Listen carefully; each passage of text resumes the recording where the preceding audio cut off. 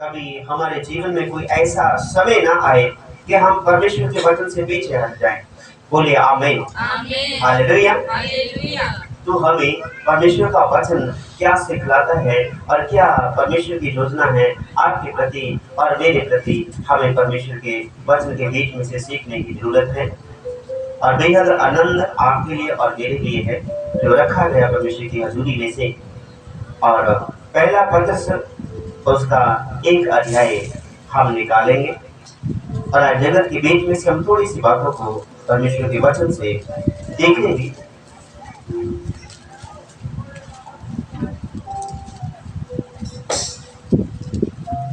और आज जगत में मिलावट वाला प्रेम है और इस मिलावट वाले प्रेम को, मिलावट वाले मेल को परमेश्वर अति भी पसंद नहीं करते हैं। इन वचन के दौरान हमें अपने आप को धो करके शुद्ध कर लेना है और अच्छा कर लेना है परमेश्वर की हजूरी में। परमेश्वर के वचन में लिखा, जो इस समय आप यूट्यूब पे अभी देख रहे हैं, पिछले साइड दो बैकग्राउंड में है और 5 अध्याय की 16-17 आयत में लिखा गया कि तुम लगातार निरंतर प्रार्थना करते रहो। और इसीलिए जो अभी आप इस वचन को देख रहे हैं तो हमें प्रार्थना करते रहनी है और बड़े आनंद से, बड़े छुटकारे से परमेश्वर की हजूरी में बहुत ऐसे अपने आप को रखना है, इस प्रेम में रखना है कि प्रार्थना में हम बने रहें। कई बार हमारे जीवन में ऐसी बातें रहती हैं कि प्रार्थना करनी है, किस विषय के लिए प्रार्थना करें और किन बातों के लिए हमें प्रार्थना करनी है और कैसी बातों के लिए हमें अपेक्षा करनी चाहिए जो अब हम प्रार्थना करें। लेकिन जो प्रार्थना शब्द है, इसको अरदास हम कह सकते हैं, विनती हम कह सकते हैं। और परमेश्वर की हजूरी में जो प्रार्थना का मतलब है कि परमेश्वर के संग बने रहना। आमीन। जब हम प्रार्थना करते हैं तो हम कहीं पर भी बैठ जाते हैं, अपने घुटनों पर बैठ जाते हैं, अपने हाथों को उठाते हैं और कहीं भी बैठकर आनंद से और बिस्तर पर लेटते हैं और परमेश्वर की हजूरी में आनंद से रहते हैं। और तपस में दोपहर की धूप में बैठकर आप प्रार्थना करते हैं, किसके लिए करते हैं? सिर्फ परमेश्वर से मेल करने के लिए। आमीन। पहला थिस्सलुनीकियों 5 अध्याय उसकी जब 16वीं-17वीं आयत को पढ़ते हैं तो लगातार प्रार्थना करने के लिए कहा गया है। तो प्रार्थना हमें करते रहना है। उस प्रार्थना का करने का एक मतलब है, एक जरिया है जो परमेश्वर ने अपने बीच मिलाने के लिए, परमेश्वर ने आपको और मुझको अपने बीच में मिलाने के लिए प्रार्थना का शब्द बनाया कि उससे जब हम बात करते हैं तो परमेश्वर ही से बातें करते हैं और परमेश्वर प्रार्थना करने वालों की सुनता है मेरे भाई। हमें और हमें इन बातों के ऊपर बड़ा चिंतन करना है, बड़ा ध्यान देना है। हमें जगत की बातों में नहीं रहना जो मोचा जाती है। और इसकी पहला पत्रस 1 अध्याय उसकी हम 22 आयत को पढ़ना शुरू करेंगे। तुसां जो सत्य दे अधीन होके अपनियां जानां नूं परखण दे निष्कपट प्रेम लई पवित्र कीता है। आमीन। तुसां जो सत्य दे अधीन होके अपनियां जानां नूं परखण दे निष्कपट प्रेम दे लई पवित्र कीता है, तां तमो मनो होके एक दूसरे नाल गूढ़ा प्रेम रखो। हालेलुया। और हिंदी में हम पढ़ देंगे थोड़ा सा, तो हमें ध्यान से सुनना है। और पहला पत्रस 1 अध्याय उसकी 22 आयत को हम पढ़ेंगे। अर्थ जबकि तुमने भाईचारे की निष्कपट प्रीति के निमित्त सत्य के मानने से अपने मनों को पवित्र किया है, तो तन मन लगाकर एक दूसरे से अधिक प्रेम रखो। आमीन। हालेलुया। अति अंत जबकि तुमने भाईचारे की निष्कपट प्रीति के निमित्त सत्य के मानने से अपने मनों को पवित्र किया है। आमीन। भाईचारे के बने रहने के कारण, और फिर इस आयत में आगे लिखा निष्कपट प्रीति, मतलब बिना किसी कपट की प्रीति, बिना किसी कपट तो प्रेम जो ਅਸੀਂ एक दूसरे ਨਾਲ ਰੱਖਦੇ ਹਾਂ ਤਾਂ ਸੱਚ ਦੇ ਨਿमित्त अपने आप ਨੂੰ सच ਨੂੰ ਮੰਨ ਕੇ और ਮਨਾਂ ਨੂੰ ਪਵਿੱਤਰ ਕੀਤਾ ਹੈ। हालेलुया। अपने मਨਾਂ ਨੂੰ बिल्कुल पवित्र किया। पंजाबी आयत ਦੇ ਵਿੱਚ ਆਪਾਂ ਪੜ੍ਹ ਦਈਏ, तुसां जो सत्य दे अधीन होके अपनियां जानां नूं परखण दे निष्कपट ਪ੍ਰੇਮ ਲਈ ਪਵਿੱਤਰ ਕੀਤਾ ਹੈ ਤਾਂ ਤਨੋ ਮਨੋ ਹੋ ਕੇ ਇੱਕ ਦੂਏ ਨਾਲ ਗੂੜਾ ਪ੍ਰੇਮ ਰੱਖੋ। आमीन। जब हमारे मन पवित्र हो गए हैं तो ये मन पवित्र होने का कारण क्या? हम पिछले दिनों में एक बात पर मनन कर रहे थे कि जो हम अक्सर बात करते हैं मन नीम है ना, कि साड़ी मत भी उच्ची होनी चाहिए, समझ उच्ची होनी चाहिए, पढ़ी लिखी मतलब बुद्धि चंगी होनी चाहिए, ते मन सदा हलीम होना चाहिए, नीवा होना चाहिए। कई थां उत्तर मिले भी मन जिहड़ा हैगा वो हलीमी दे विच आउंदा नहींगा, कंट्रोल हुंदा नहींगा।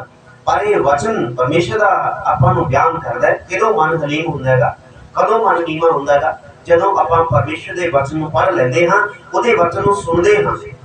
किवें सुनदे हां? अपने मनों को पवित्र किया है। कैसे किया है? पवित्र निष्कपट प्रीति रख के और सत्य को मानने की वजह से अपने आप को मन को पवित्र किया। हालेलुया। सत्य को मानने की वजह से एक दूसरे से जब निष्कपट प्रेम रखते हैं। बेटा आप यहाँ पे आ जाइए एक बार, आइए जल्दी से, आप दौड़ कर आइए। हालेलुया। निष्कपट अभी हम आपको बताते हैं, जहाँ पर खड़े हो जाइए एक बार। आप हमसे कुछ फोन मांगिए कि मुझे फोन चाहिए जल्दी। मांगिए मांगिए। पापा जी मुझे फोन चाहिए। अच्छा पापा जी हो, ठीक है ठीक है। और मेरे पास बेटा फोन है नहीं अभी, है ना, मेरे पास है नहीं फोन, है ना, फिर ला के दूंगा ना, कोई बात नहीं, अभी है नहीं ना मेरे पास भी, ठीक है कोई बात नहीं, आप जाके बैठ जाओ। हमें तो ये क्या है, आपको और इस बच्चे को मैंने दिखाया कि मेरे पास में फोन है नहीं है हमें, लेकिन जो आप सामने से देख रहे हैं उनको सभी को पता है, इस बच्चे को पता कि फोन है, लेकिन हमने क्या कहा मेरे पास फोन है नहीं। निष्कपट प्रेम, जे कपट वाला प्रेम है। हालेलुया।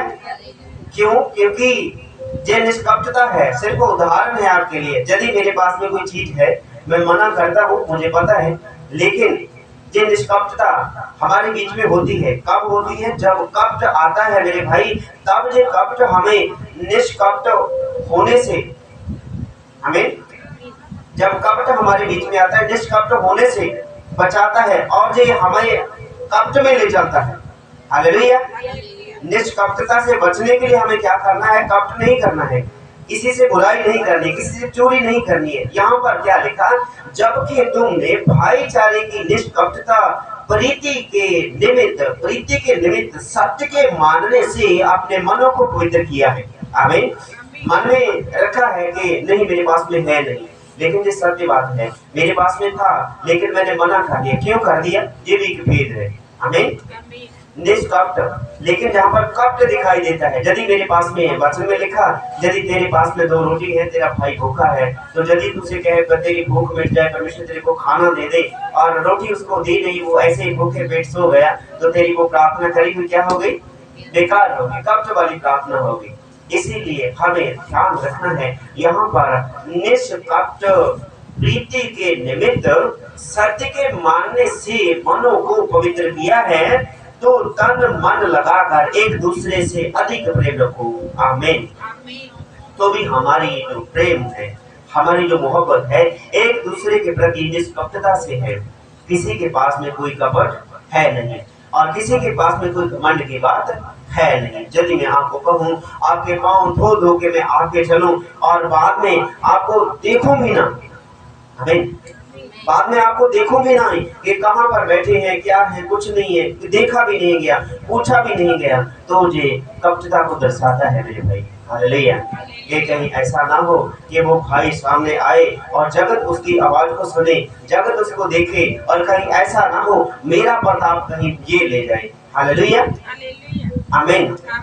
जो आपका प्रताप है वो किसी भी विधि से आपसे छीना नहीं जाएगा। चाहे कोई आपके कपड़े फाड़ के लेके जाए, चाहे आपकी बांह को, हाथ को, कलाई को पकड़ कर खींच के कोई ले जाए, लेकिन आपके प्रताप को कोई आपसे छीन नहीं सकता है। आपको ध्यान में आ रही बात, जब मार्था और मरियम अपने घर में यीशु को बुलाते हैं और घर में यीशु प्रचार करने के लिए बैठते हैं और बैठे आराम से प्रभु का वचन, अपना वचन सुनाते हैं, परमेश्वर पिता की बातें, स्वर्ग की बातें सुनाते हैं, तो वहां पर प्रभु की एक बेटी कहने लगी कि ये देखो मरियम आपके पास में सिर्फ बैठी है, वचन और प्रार्थना सुन रही है, कर रही है, लेकिन इसको काम की चिंता नहीं है। तो उस समय प्रभु यीशु मसीह ने कहा, इसने जो समय चुन लिया है, जो भाग्य इसने अपने हिस्से में लिख लिया है, जो इसने चुना है, जिससे किसी भी विधि छीना नहीं जाएगा। हालेलुया। इसीलिए कोई भी आपसे जो भक्ति का प्रतिफल है वो छीन नहीं सकता। इस कदर जब आपके मनों में निष्कपटता होगी और सत्य के प्रति मानने की इच्छा होगी अपने जीवन में, तो आपके मन पवित्र हो जाएगा, मन दीन हो जाएगा, मन बहुत ही हलीम हो जाएगा। तो तन मन लगाकर एक दूसरे से अधिक प्रेम रखो। तो जब आपके मन पवित्र है, जब आपके दिल में कपट नहीं है, तो आप किसी को भी इस कदर नहीं देखेंगे कि हाँ वो ऐसा वहीं पर ठीक है, वो वहीं पर ठीक है। लेकिन हमें परमेश्वर का वचन बताता है कि जैसे पिता ने यीशु मसीह के वसीले आपको अपने बीच मिला लिया, तो कलीसिया को भी दास के जरिए अपने बीच में मिलाने का अधिकार परमेश्वर ने दिया है। बोलिए आमीन। जोर से बोलिए हालेलुया। क्योंकि तुमने नाशवान नहीं पर अविनाशी बीज से परमेश्वर के जीवते और सदा ठहराने वाले वचन के द्वारा नया जन्म पाया है। हालेलुया। क्यों मेरे भाई हमारे मन में कपटता नहीं है? क्यों आपके मन में कोई दुचित्ता सा विचार नहीं रहता कि हाँ मुझे जो रोटी, एक ही रोटी है, मैं अपने भाई को दे दूंगा तो मेरे लिए भी काम पड़ जाएगी। ये कपटता प्रभु के परमेश्वर के लोगों में क्यों नहीं है? इसीलिए नहीं है मेरे भाई, भले ही अपने पास कुछ हो ना हो, लेकिन वो दूसरे को देने की शक्ति रखता है। वो परमेश्वर का भक्त जन है जो जगत के लिए अपनी जान को कुर्बान करता है। लेकिन जगत ऐसा कपट से भरा हुआ देखा भक्त की जान को लेकर ही वो छोड़ता है। भगत की भक्ति उसके हाथों से छीन कर ही छोड़ता है। जगत का प्रेम जो है वो कपट वाला है। आमीन। लेकिन भक्त जनों के प्रेम में मिलावट नहीं होती, कपट नहीं होता। उसके पास में कुछ है तो भी कोई बात नहीं, यदि कुछ नहीं है तो भी कोई बात नहीं, यदि बहुत है तो भी कोई बात नहीं, यदि कुछ भी नहीं रहा तो भी कोई बात नहीं। बोलिए आमीन। हालेलुया। ये है निष्कपट प्रेम अपने बीच में रखने का और सत्य को मानने से अपने मनों को पवित्र करने का भेद है।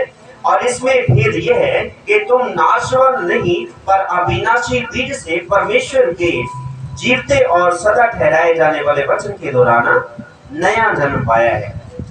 आमीन। हमने कैसे जन्म पा लिया? परमेश्वर के मुख से यीशु मसीह ने कहा कि मनुष्य केवल रोटी ही से जीवित नहीं रहता, वरन जो परमेश्वर के मुख से निकलता हुआ वचन है जीवित, उस वचन के कारण मनुष्य जीवित रहता है। कैसे? यीशु ने मुर्दा लाजर को, जो पहले अध्याय में आपको बताया गया, मुर्दा लाजर को कब्र खोलकर उसको आवाज दिखाई कि लाजर बाहर आ जा, और वो वहां से बाहर निकल आया। जीवित वचन मृत्यु देह के अंदर गया, वो जीवित होकर के आया। बीमार मनुष्य के अंदर वो वचन गया और उसको बीच में चंगाई लेकर के आया। आमीन। तो ये परमेश्वर का वचन है। यही एक भेद है कि नया जन्म हमने पा लिया। परमेश्वर ने कहा जब तक तुम नए सिरे से पैदा नहीं होते, जन्म नहीं लेते, तुम स्वर्ग के राज्य को देख नहीं सकते। जब हमने नया जन्म पा लिया तो आत्मिक रीति से हमने नया जन्म पाया है। इसकी 23 आयत को हम पढ़ देंगे, पंजाबी में पढ़ दीजिए। क्यों जो तुसी नाशवान तुखन तो नहीं सगों अविनाशी तो परमेश्वर के वचन दे राही जेड़ा जिਉਂਦਾ ਅਤੇ स्थिर है नवे सिरों जन्मे हो। आमीन। हम नए सिरे से जन्मे हैं जो अविनाशी है, जो स्थिर है। अस्थिर नहीं, जो स्थिर है। परमेश्वर के वचन के अनुसार वो ऐसा दृढ़ परमेश्वर है जो जुगान जुग से एक ही है। अनाद काल से अनंत काल तक वो एक ही परमेश्वर है। पैदा होने से पहले, सृष्टि के पैदा होने से पहले वो था, वो है और रहने वाला भी वही है। अर्थात वो जुगान जुग एक ही परमेश्वर है। उसी के वचन के कारण हमने नया जन्म पाया है। और वो जन्म ऐसा है मेरे भाई, इसकी 24 आयत में कुछ भेद है जो हम आपको बताना चाहते हैं। और 24 और 25 आयत, पहले 24 आयत हम पढ़ेंगे। क्योंकि हर पाशर का ही है। आमीन। क्योंकि हर एक वचन जो है, हर एक प्राणी घास के समान है। आमीन। क्योंकि हर एक प्राणी, यहाँ पर पंजाबी में बशर लिखा हुआ है। बशर, बशर जो प्राणी है, मतलब जिसमें जान है, जो दिखाई देती है ना, बढ़ रही है, जैसे जो पौधे बढ़े हैं, जो बढ़ रहे हैं, इसमें जान है। रात भी हम बात कर रहे थे, आज सुबह भी वचन के अनुसार बच्चों के साथ में बात कर रहे थे कि हम अक्सर सोचते हैं कि मनुष्य में जान होती है, पशु में जान होती है, लेकिन जान जो साइंस है वो बयान करती है कि जो चीज बढ़ रही है उनमें भी जान होती है। आपको एक बात हम बता दें, कई बार जब पेड़ के ऊपर कोई बिजली की तार गिर जाए तो वो कांपने लग जाता है। हमें उसकी टहनियां कांपने लग जाती हैं, और ये साबित होता है, साइंस बयान करती है इन बातों को। उसकी जड़ में बिजली की तारें लगाकर यदि प्लग ऑन कर दें तो वो कांपने लग जाता है, क्योंकि उसमें जान है। उसके पास में मुख नहीं है, उसके पास में आंखें नहीं है, सांस पेड़ भी लेते हैं, ऑक्सीजन छोड़ते हैं, कार्बन ऑक्साइड को अंदर लेते हैं, अर्थात ये सांस लेते हैं पत्तियों के द्वारा जो 6 दिन में होते हैं। तो इसमें जान है। हर एक वस्त्र घास के समान ही है, जैसे घास होता है वो भी बढ़ रहा है, जान उसमें भी है, अकेला मनुष्य में नहीं, लेकिन मनुष्य को घास के समान परमेश्वर का वचन बताता है। अभी पढ़ेंगे हम 24 आयत को। ਉਹਦਾ ਸਾਰਾ ਤੇਜ ਘਾਹ ਦੇ ਫੁੱਲ ਵਰਗਾ ਹੈ ਘਾਹ ਸੁੱਕ ਜਾਂਦਾ ਅਤੇ ਫੁੱਲ ਕੁਮਲਾ ਜਾਂਦਾ है। आमीन, हालेलुया। हर एक प्राणी घास के समान है और उसकी सारी शोभा घास फूस के समान है। घास सूख जाती है और फूल झड़ जाता है। हालेलुया। जोर से बोलिए, हाथ उठा के हालेलुया। हालेलुया। घास सूख जाता है, फूल झड़ जाता है। जहाँ पर गुलाब के पत्ते लगे हुए थे और फूल लगे हुए थे, और वो 2 दिन तो पूरा महकता रहा और जहाँ पर सुगंधी फैली रही, लेकिन तीसरे चौथे दिन को मुरझा गया, सारी पत्तियां झड़ गई, क्योंकि उनकी उम्र जो है वो इतनी ही है, कुछ समय के लिए खुशबू देने के लिए वो रहते हैं। घास फूल सूख जाते हैं, फूल झड़ जाते हैं। क्यों मेरे भाई? क्योंकि मनुष्य को फूल के समान, मनुष्य को घास के समान परमेश्वर का वचन बताता है। यदि घास सूख जाती है, फूल कुमला जाता है, झड़ जाता है, तो मेरे भाई मेरी बहन, हम इस घास और फूस की समान है। आज है, कल झड़ जाएंगे। हमें आज छोटे हैं, कल को फूल खिल जाएंगे, परसों को सूख जाएंगे, चौथे को झड़ जाएंगे। तो इसलिए यदि हमें झड़ना ही है, यदि हमारा जीवन समाप्त होना ही है, तो खार, तुझे निंदा, तुझे एक दूसरे के प्रति जेलस, ये क्यों है? वो जो वचन के 22 आयत में से हमने भी सत्य को मानने से मनों को पवित्र किया, और इसीलिए तू लगातार मन लगाकर एक दूसरे से प्रेम रखो। यदि जीवन तो समाप्त हो ही जाना है, घमंडी का भी और दीन मनुष्य का भी, अमीर मनुष्य का भी और गरीब का भी, उसको अग्नि में जलाया जाएगा और कब्र में रखा जाएगा, पानी में बहा दिया जाएगा, उसकी हड्डियों को, राखी को नहर में, कहीं गंगा में बहा दिया जाएगा, हरिद्वार में बहा दिया जाएगा। लेकिन मेरे भाई, वो मिट्टी जो है, मिट्टी में जहाँ मिलती है, परमेश्वर का वचन बताता है, यदि ऐसा है तो लड़ाई, तो झगड़े, जो खार, वो राज्य की बातें, वो कहाँ रह गई? जो मन मुटाव की बातें हैं। आमीन। वो मन दीन नहीं हुआ है, उस मन ने अभी अपने स्वादले भोजनों को त्यागा नहीं है, उसने अपने लोक को त्यागा नहीं है, उसने अभी अपनी अभिलाषा को त्यागा नहीं है। तो इसीलिए यदि हमारा झड़ जाना तय है, हमारी शोभा घास फूल के समान है, घास सूख जाती और फूल झड़ जाता है। तो इसीलिए जो शोभामय जीवन हमारा है, वो एक घास के समान, एक फूले के समान परमेश्वर का वचन बताता है। आज लहलहाता है, कल को सूर्य उदय होगा और धूप लगने के कारण छत के ऊपर उत्पन्न हुए घास के समान मनुष्य की जीवनी है। तो इसीलिए हमें ध्यान रखना है, हमारा जीवन एक घास की नहीं है। जब तक हम रहे, क्यों ना हो हम फूलों की नहीं सुगंधी देते रहे, जब तक जीवन रहे सुगंधी बांटते रहे, और उसमें से कम किसी को महक दो आएगी। महक तब आएगी जब आप वचन को पढ़ते रहेंगे, जब आप वचन को सुनते रहेंगे, जब आप वचन को अमल में लाते रहेंगे। वो सुगंधी तब फैलती रहेगी जब आप वचन को पढ़ के, सुन के, अमल करके दूसरों को बताते रहेंगे। आमीन। वो भली बातें क्योंकि वो भला परमेश्वर है। और धन्य है वे लोग जो परमेश्वर का भय मानते हैं और उस विधियों की पालना करते हैं, उसकी विधियों की पालना करते हैं। तो हमें परमेश्वर का धन्यवाद करते हुए, परंतु यदि घास सूख जाता है, फूल झड़ जाता है, जो जगत का प्रेम है वो झूठा पड़ जाता है और मन में अविनाशी परमेश्वर का बीज लेकर के हम फिरते हैं, वो हमें जीवित रखता है। नए सिरे से हम पैदा हो चुके हैं, तो जो नए सिरे से पैदा हो चुके हैं उनके लिए एक आशा है। और इसकी 25 आयत को हम पढ़ देंगे। ਅਤੇ ਇਹ ਉਹ ਵਚਨ ਹੈ ਜਿਹਦੀ ਖੁਸ਼ਖਬਰੀ ਤੁਹਾਨੂੰ ਸੁਣਾਈ ਗਈ ਸੀ। आमीन, हालेलुया। और ये है वही शुभ समाचार है जो तुम्हें सुनाया गया था, जिसकी खुशखबरी आपको सुनाई गई थी। परंतु प्रभु का वचन जुगान जुग स्थिर रहता है, क्योंकि वो परमेश्वर जो है वो स्थिर रहने वाला परमेश्वर है। यदि परमेश्वर स्थिर है तो उसके मुख से निकला हुआ वचन कितना स्थिर ठाई रह पाएगा। आमीन, वो स्थिर है। उसने कहा आकाश बन जाए, आकाश आज तक स्थिर है मेरे भाई। आमीन, सूर्य बन जाए, रोशनी बन जाए, वो रोशनी चंद्रमा तारागण बनाए, वो आज तक स्थिर है।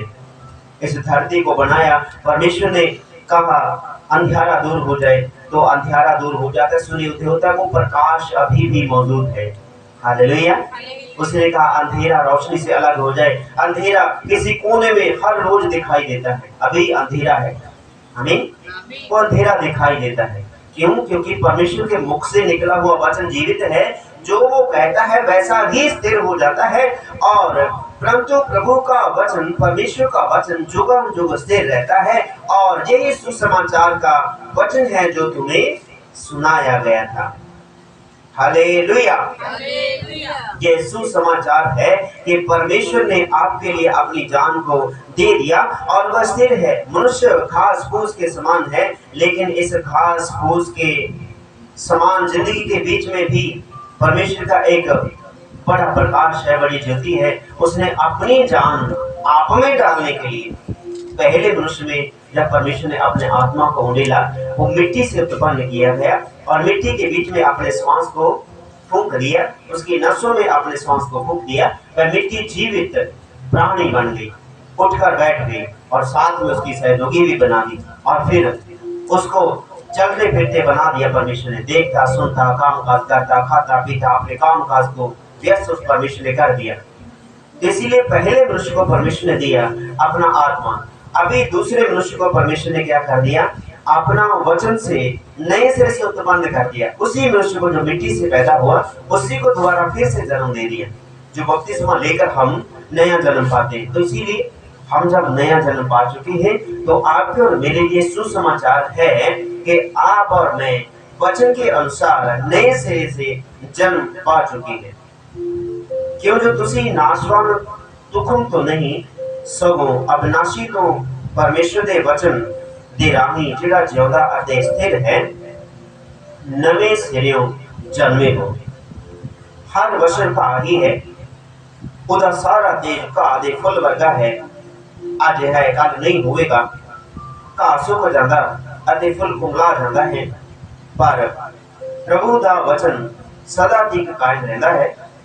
ਅਤੇ ਇਹ ਉਹ ਵਚਨ ਹੈ ਜਿਹਦੀ ਖੁਸ਼ਖਬਰੀ ਤੁਹਾਨੂੰ ਸੁਣਾਈ ਗਈ ਸੀ। पर एक खुशखबरी ये आ कि परमेश्वर के मुख दे विचों निकलिया हुआ वचन जो है वो जिउंदा है। ते जदों जिउंदा वचन परमेश्वर के मुख दे विचों निकलदा है ते मुर्दा मृतिक देहियां दे विच जान पाउण दी सामर्थ रखदा है। वो बीमारां नूं चंगे करन दी सामर्थ रखदा है। उसने कहा मैं चाहता हाँ तू देखण लग, लोग देखण लग गए। उसने कहा मैं चाहता हाँ तू शुद्ध हो जा, कोड़ झड़ गए। ते असीं ध्यान देना है परमेश्वर की हजूरी दे विच। आइए असीं खड़े हो जावांगे कुछ समय दे लई परमेश्वर का धन्नवाद करदे हुए अपने मनां नूं पूरी हलीमी दे विच लैके आइए, अपने मनां नूं दीन करिए, परमेश्वर के हाथों में दे दईए। यही तो समय है कि हमें परमेश्वर के हाथों में अपने आप को सौंप देना है, जीवित परमेश्वर के हाथों में हमें सौंप देना है। वो आशीषित हो आप सभी जो परमेश्वर की हजूरी में इकट्ठे हो। तो धन्य है वे मनुष्य जो परमेश्वर यहोवा के नाम पर इकट्ठे होते, नाम में इकट्ठे होते। धन्य है वे भूमि यहाँ पर परमेश्वर के लोग उपासना करते हैं, परमेश्वर हम प्रार्थना करते हैं। द्वार का वचन एक दूसरे के प्रति निष्कपटता का प्रेम रखने के लिए और उस प्रेम के निमित्त एक दूसरे के प्रति अपने आप को इस कदर नम्र कर लिया कि तेरा वचन जब मानते हैं, तेरे सत्य वचन को मानते हैं तो अपने मनों को पवित्र करते हैं। वचन को मानने की वजह से मन पवित्र होता है। मेरे भाई मेरी बहन, अपने आप को पवित्र करिए, मानकर आज्ञाकारी करके अपने आप को पवित्र करिए। प्रभु यीशु मसीह नासरी, हम प्रार्थना करते हैं तेरा वचन तेरे बेटे बेटियों के जीवन में कार्य करे, कोई भी कमी घटी, जगत का बुरा प्रभाव इस वचन को चुरा न सके, क्योंकि तू जो जीवित परमेश्वर है, तेरे मुख से निकले हुए वचन के कारण हमने नया जन्म पाया। इन भाई बहनों ने नया जन्म पाया, नए जन्म की बातें, नए जीवन की बातें तेरे बेटे बेटियों में बहुत ऐसे प्रफुल्लित रहे, बढ़ती रहे, आनंदित रहे, छुटकारे में रहे, तसल्ली में रहे मेरे परमेश्वर। और दोबारा फिर से हम प्रार्थना करते हैं इस पेंटेकोस्टल टावर दिल्ली का इकबाल के लिए, इस गली मोहल्ले के लिए और सरपंच साहिब के लिए, मेंबर और नंबरदार साहिबानों के लिए, टीचर और मेन अधिकारी जितने भी सदस्य हैं और डॉक्टर साहिबानों के लिए, और हम प्रार्थना करते मेहनत मजदूरी करने वाले भाई बहनों के लिए, उनके घरों में कामकाज में बड़ी बरकत रहने पाए, हाथों में बरकत रहने पाए। और जितने भी भाई बहन बेटे बेटियां घराने इस गांव में लाउडली इस आवाज को सुनते हैं, उन घरों में कलेश वबाएं हमेशा के लिए जाती है। जो पारिवारिक बातें हैं वो रहने दीजिए, मेरे परमेश्वर को जरूरी है। मेरे प्रभु हम प्रार्थना करते हैं जो परिवार के बाहर की बातें प्रभाव डालती है, जो कलेश को वबाओं को उत्पन्न करती है, वो सारी बातें इन घरानों के बीच में से जाती है।